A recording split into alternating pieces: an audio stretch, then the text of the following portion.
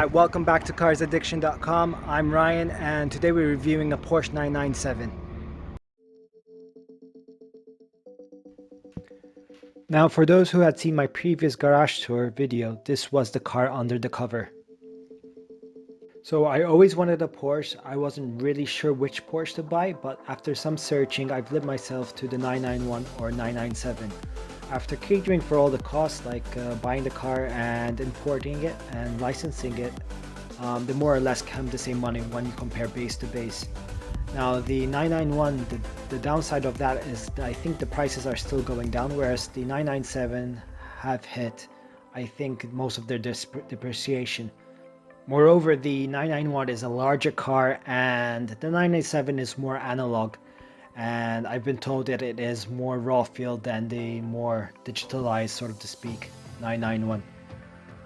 Now what makes the GTS special is they were built in limited numbers at the end of the production lifespan in 2010 and 12. They only made 7,000 of them, of which 4,000 were coupes. The reason I fell in love with this one is it's in speed yellow, which is a very rare color to come by, and of course it has the manual gearbox, 6-speed gearbox, which is not as common as you think. I think there were about 20% of the production were manual, maybe even less. The PDK is I heard it was a delight to drive and everything like that, but I do not use this car as a daily use, so manual makes more sense. The only complaint about the gearbox is in low traffic, where you just need to be careful not to just jump the car off the line. So what makes a GTS so special? Well, it is basically a Carrera full of options. It is spec'd with, by default, the aero bumper. The lip, as you can see over here, is specific to the GTS. We've got the standard center lock wheels, 19-inch RS Spider wheels, which can be found on the Turbo and GT2, GT3 RS models. The ceramic brakes are an option. This one has it.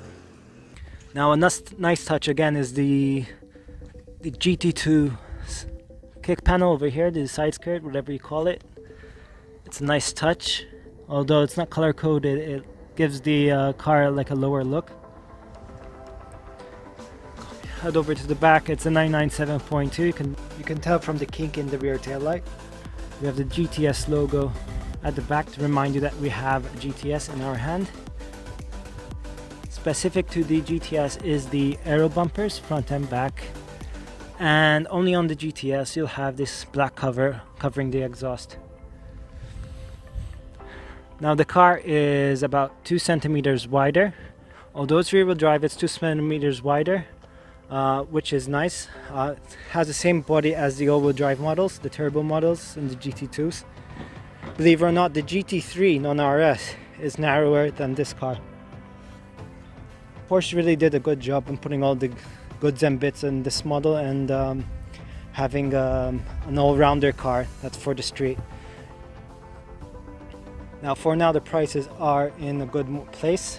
They are quite under the GT3 price range and a bit above the Carrera, but not as much. You can still find a good low mileage example, although being over about 10 years old now. So that was the exterior tour of the GTS. Let's get inside. Now they come in both PDK and manual. This one is a manual. Instantly you're actually welcomed by the Carrera GTS logo over here. That is standard. We've got the standard sport car Alcantara wheel and Alcantara seats. Now this has been spec'd with having half leather. By default you should have actually a full Alcantara interior, and thank God this doesn't have, because I'm not so fond of Alcantara. There's also the Alcantara roof liner here. Now by standard the Carrera GTS comes without rear seats, but it's a no cost option to install them back here, so this one has them. The carbon trim you find over here on the gear lever, gear knob, and right over here, those are all optional. They don't come standard on the GTS. including the dials in yellow. That's all option. That's an option as well. They don't come standard with the chrono pack, as well with the other option row over here, like PASM and Sport. Those are all optional for the GTS. Now the main benefit for the GTS is the X51 pack. Okay, once we open the engine bay, we're also welcome with a Carrera GTS logo emblem over here. Now the X51 pack was like a $16,000 option back in the day. It came by default on the GTS.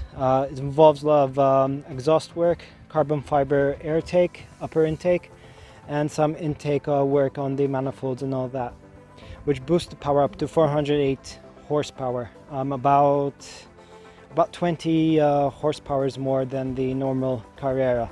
Now this is a 3.8 liter natural aspirated boxer engine.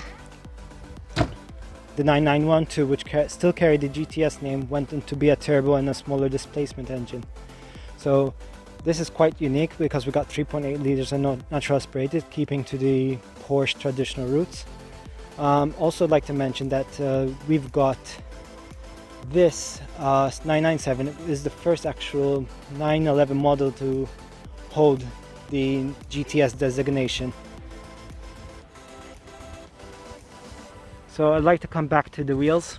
You could have them actually optioned with the 5-stud pattern. It makes things simpler. You don't need a specific tool. You don't need to lift all 4 wheels. In case of emergencies, the towing company can help you out. And you have a lot of wheel options. Center locks look great, but they're not so practical. Ceramics, on the other hand, I heard a lot of horror stories. These are pretty doing well. You don't actually have any brake dust, which is a good thing, extremely good thing. And they serve up I heard about 100,000 miles, which is good. They do cost a lot, but comparing to steel, they might actually, cost the same if you have to replace them so many times anyways. So at the time of recording this video, a special auction came up. It's a 2012 Porsche 911 GTS. What makes this special, it is only one owner at 8,000 miles, and it's a 6-speed. Now the combination of both those things and the special color, it's a paint to sample color in aquamarine blue, makes this very sort of sought after GTS. Now there's only one day left and it's already $111,000. It'll be very interesting how that turns out to be at the end of the auction. This is a very nice car to look at. Does not have the center lock wheels, so it has the 5 studs, which I explained before why they're beneficial. And yeah, the most important thing over here, it has that manual gearbox. It even has the standard seats, not the carbon fiber ones. So a car at this sort of level, just almost reaching its sticker value back in 2012, $137,000, is very interesting. It just gives you more argument that the 997 GTS is good value for money.